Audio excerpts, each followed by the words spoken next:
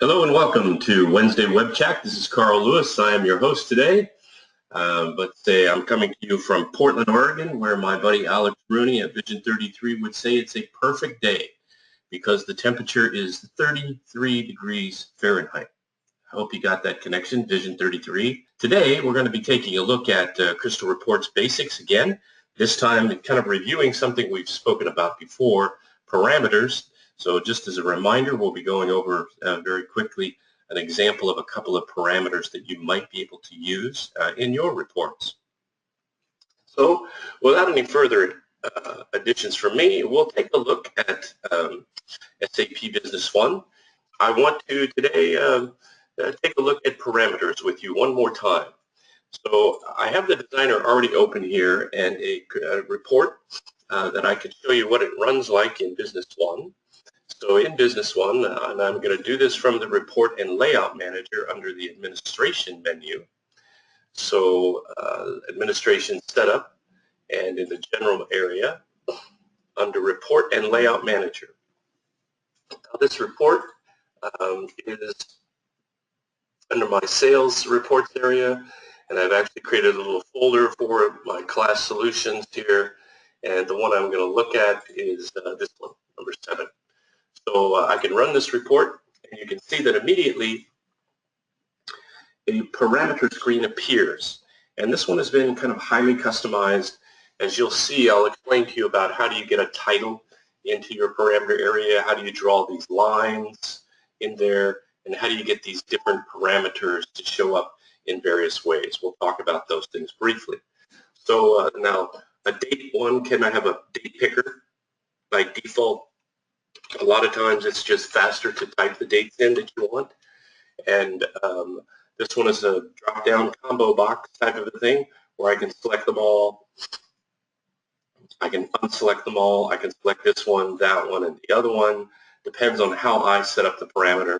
I'll choose them all in this case. And this one is just a little flag to say yes or no, which we won't be talking about today, so I won't confuse things by checking it. And when I run the report, it uses all of that information that I selected, and there are even ways to insert the date range that I selected and the salespeople that I selected in the parameter to appear in the header of the report. Those are things we could cover at a later time, or I welcome any of you and all of you to try to attend our Crystal Reports training classes, where we really go through these things in much more detail and where you have the ability to work on them, the exercises themselves in a hands-on environment, which is much easier to learn, of course, than just studying from a book or a video. So that's the little report that we're going to be looking at and how it's configured for these parameters to work. So as you notice, we had two basic parameters there. One was a date range and the other was to pick from a list of salespeople. So to understand how those are configured and how we might be able to make use of them, the first things we need to do are set up parameters. Now, when you initially see the Field Explorer screen in Crystal Reports, you, of course, can go to the View menu and ask for the Field Explorer. And you can put it anywhere you like to on the screen. I have a tendency to keep it over onto the right side of the screen for my own purposes. That's where I like it. And when I want to create a new parameter, if I have a plus sign there, that means I have some already. To create a new parameter, I simply highlight the parameter field's selection area, the tree, that part of the tree, right-click, and select New. And the key thing about a parameter is that a parameter consists of what we call a token. And a token has 3 parts. Right? It has a name. So in this case, I could say salesperson. That's the first part of the token. The second part is the @ symbol, and the next part of the token is a select statement, right? A SQL select statement. In our case, that's what we're going to be using today, select SLP name from OSLP. Now, it could have a where clause and things like that in it also, but we're going to keep it very, very simple, right? So understand that the key part here is that this token, this name of the parameter has 3 parts. That first part, which is the name, right? Select salespersons. the @ symbol, which is the second part right there between them, and then a SQL select statement right there. They're usually very short that you can use, is the third part of the name, or what we call a token. So we'll take a better look at that in just a second as we go to a parameter that's already been set up for our salesperson. So you can always open them and edit them. Now, you can edit anything about your parameter you want except the name in this screen. If you need to change the name, you have to come out here, right-click, and rename it. And then you can use the editor in this little box. If that gets frustrating for you, sometimes I've been known to just delete the parameter and start over. So when I open it up, here's, again, you'll notice it's the same name that I typed before, as I was showing you how to create a new name with a token. So it's a select salesperson's @ select SLP name from OSLP. I have to tell it what kind of a value it is. And you can see I have some to choose from. In this case, this is a text field, right, a name field. So I'm choosing string. And you'll always choose the static values, right? We don't have dynamic values available in the Business One integration with Crystal Reports. You don't need to worry ever about these value fields or the description fields or anything in this area. Now, the prompt text is something that you want to take control of. And the system, when you create a new one, will try to give you a name, but typically you're going to want to type exactly what you want in here, so that it's concise and clear for the user when they run the report. Right? And so that's the one field that matters. And the others that really matter are down here where it says multiple values, discrete values, and a range of values. So there really are only 4 fields that ultimately have big impact on what you're doing that you need to worry about. Now, multiple values, in our case, is going to be true for the salesperson, and discrete values is going to be true, but a range of values will be false, right? And I'll show you what that gives you in the end. Right? Now, the other value that we are going to take a look at is doc dates. Now, this is a very special parameter. It's provided by SAP for SAP Business One users in the integration they've given us. The important thing to remember is the name, in this case, the token, is unique, and it is simply doc dates, that's plural, doc dates, and an @ symbol. It has nothing after the @ symbol, so it does not have the third part of the token. That's why it's special, right? It is a date type, and it is, again, static. The prompt text is important, select date range, and in this case, the values down here, don't go past them, Carl, the multiple values is false, discrete values is false, and a range of values is true. And you just click OK, and you have your 2 parameters set up over here in the parameter section. Now, if you do that and they are not applied to the report, you won't see this little barrel here next to them, meaning they're not in use, right? So the second part of setting up your parameter is to apply it to the report. And the way you apply it to the report is in the report menu under Select Expert, Record. So you'll notice that both of these parameters are in use here in Select Expert. Let me click over here and to the salesperson one first so we can take a look at it. So you initially come to this screen and create new. You select new, and then you'll choose your OSLP name, right, as being the field. So if I kind of give you an idea, I would select OSLP name, right, and it would create this tab for me right here.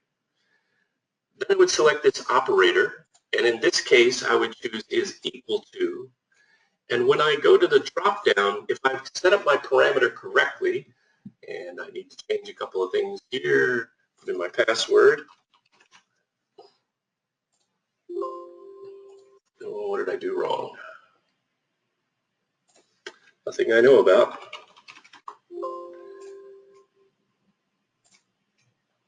There it is.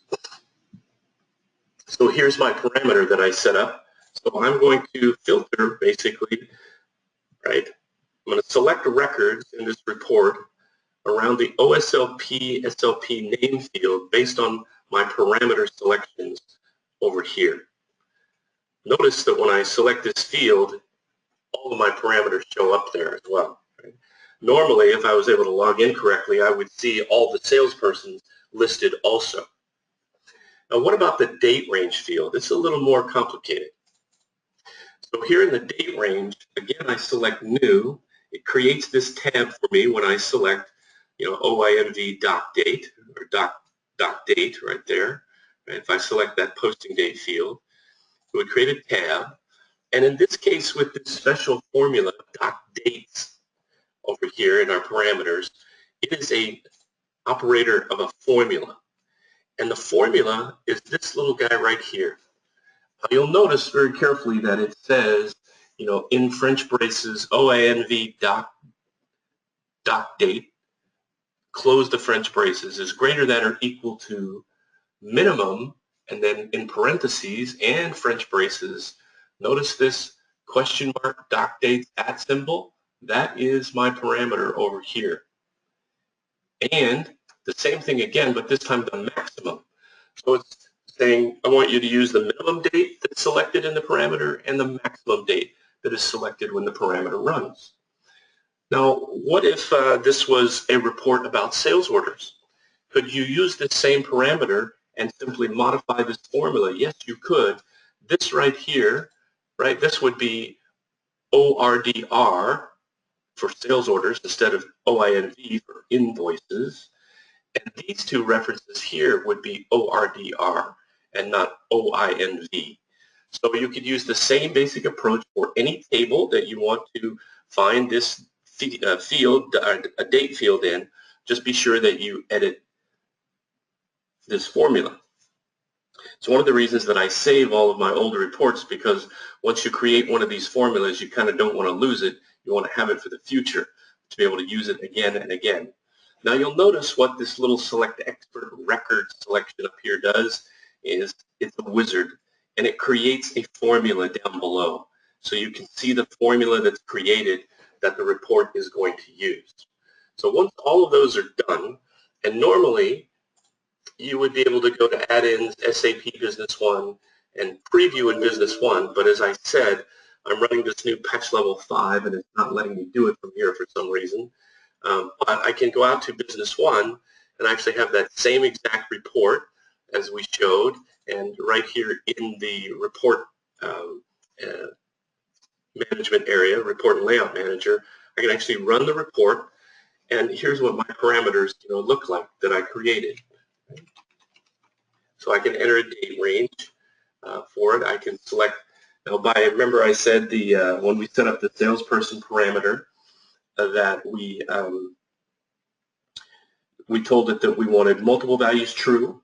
I want to be able to select multiple ones, and I want to be able to select discrete ones, but not a range. When I do that, I get this new checkbox capability that it wasn't around until version 8.8.